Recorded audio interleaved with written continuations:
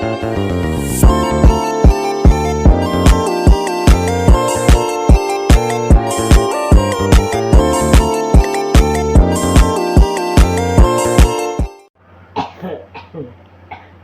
bismillahirrahmanirrahim. Assalamualaikum warahmatullahi wabarakatuh.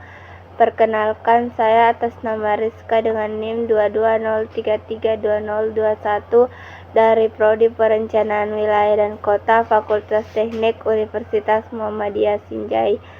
Pada kesempatan kali ini saya akan menjelaskan dakwah bilhal melalui pengembangan dan penerapan ipteks dalam bidang PWK, serta surat terkait dengan dakwah bilhal dalam bidang perencanaan wilayah dan kota. Yang pertama itu dakwah adalah kegiatan yang bersifat menyeru, mengajak dan memanggil orang untuk beriman dan taat kepada Allah Subhanahu wa taala. Kata dakwah berarti panggilan, seruan atau ajakan. Bentuk perkataan tersebut dalam bahasa Arab disebut masdar. Sedangkan bentuk kata kerja fi'il adalah yang berarti memanggil, menyeru atau mengajak. Da'a yad'u dakwatan. Orang yang berdakwah biasa disebut dengan da'i. Dakwah bilhal berarti berdakwah melalui tindakan nyata seperti melalui penerapan ipteks dalam kehidupan sehari-hari untuk memberi manfaat kepada masyarakat dan menunjukkan keindahan Islam melalui perbuatan dan kontribusi positif. Dakwah bilhal sebenarnya bukanlah merupakan istilah baru dalam dunia dakwah, karena sumber peristilahan tersebut bermula dari Al-Quran maupun hadis dan juga sirah Nabi. Dari sumber-sumber tersebut kemudian muncul penerjemahan baik dalam tataran normatif maupun empirik. Ada beberapa pengertian tentang dakwah bilhal. Secara harfiah, dakwah bilhal berarti menyampaikan ajaran Islam dengan amaliyah nyata. Mas'udi 1987. Dan bukan tandingan dakwah bil lisan, tetapi saling melengkapi antara keduanya. Sehingga dakwah bilhal yang dimaksud dengan adalah dakwah yang diberikan oleh seseorang melalui amal perbuatan yang nyata.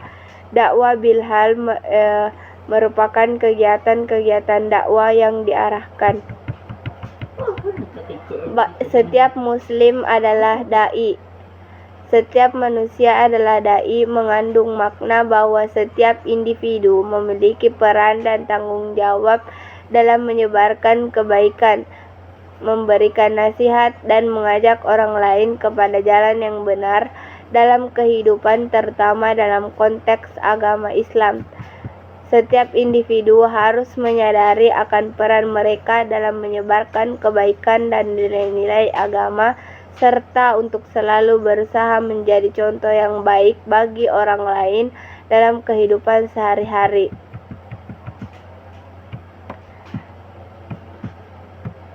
Setiap muslim adalah da'i, yaitu dengan memiliki peran universal dalam berdakwah. Setiap orang, tidak hanya ulama atau pemuka agama, memiliki kewajiban untuk berdakwah.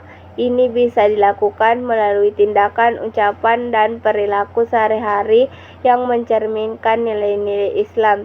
Yang kedua yaitu memberikan teladan. Menjadi da'i tidak selalu berarti memberikan ceramah atau khutbah. Lebih penting adalah memberikan contoh yang baik melalui akhlak dan perbuatan. Yang ketiga yaitu memiliki komunikasi yang bijaksana. Dakwah juga bisa dilakukan dengan cara menyampaikan nasihat atau pengetahuan agama dengan cara yang bijaksana, sopan, dan penuh kasih sayang, sehingga pesan yang disampaikan dapat diterima dengan baik. Selanjutnya itu menyebarkan kebaikan. Setiap tindakan kecil yang bertujuan untuk menyebarkan kebaikan seperti mengajak teman untuk sholat, mengingatkan keluarga tentang pentingnya membaca Al-Quran, atau membantu orang yang membutuhkan merupakan suatu bentuk dakwah. Selanjutnya yaitu tanggung jawab kolektif. Dalam Islam, tanggung jawab untuk menyebarkan kebenaran dan mencegah kemungkaran bukan hanya tanggung jawab individu tertentu, tetapi merupakan tanggung jawab bersama seluruh umat muslim.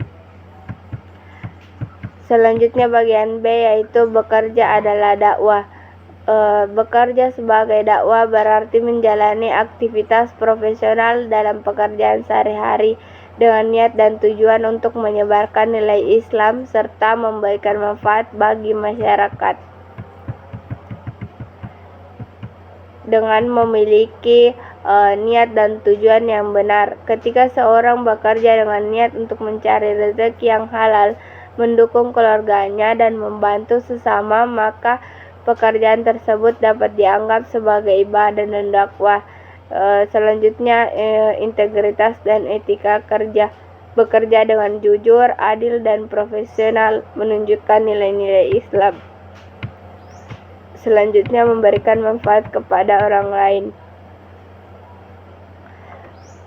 Selanjutnya menjadi teladan di tempat kerja, berbagi ilmu dan kebaikan, menghindari perilaku buruk.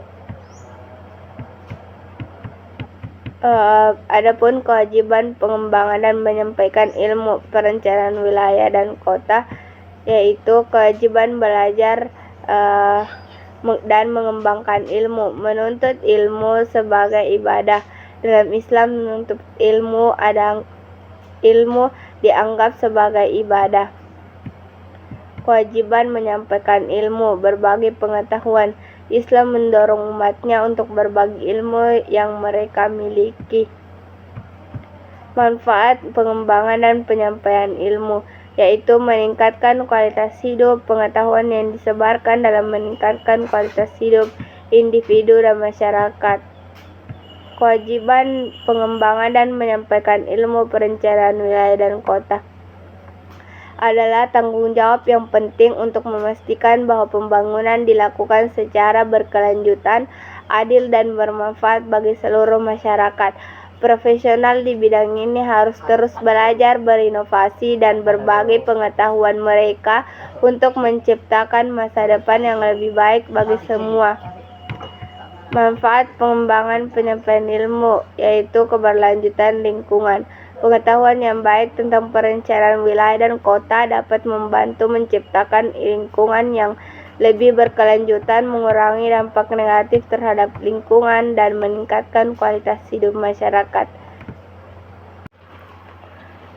Baik, adapun surah yang relevan dalam dakwah bilhal dalam perencanaan wilayah dan kota, yaitu surah An-Nahl ayat 125 yang bunyinya A'udzubillahi minasyaitonirrajim.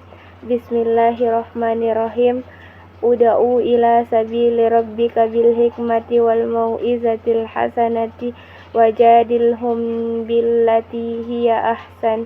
Inna rabbaka huwa a'lamu biman dhalla an sabili wa huwa a'lamu bil muhtadin. Yang artinya, serulah manusia ke jalan Tuhanmu dengan hikmah dan pengajaran yang baik, serta debatlah mereka dengan cara yang lebih baik. Sesungguhnya Tuhanmu dialah yang paling tahu siapa yang tersesat dari jalannya, dan Dia pula yang paling tahu siapa yang mendapat petunjuk. Quran Surah An-Nahl ayat 125.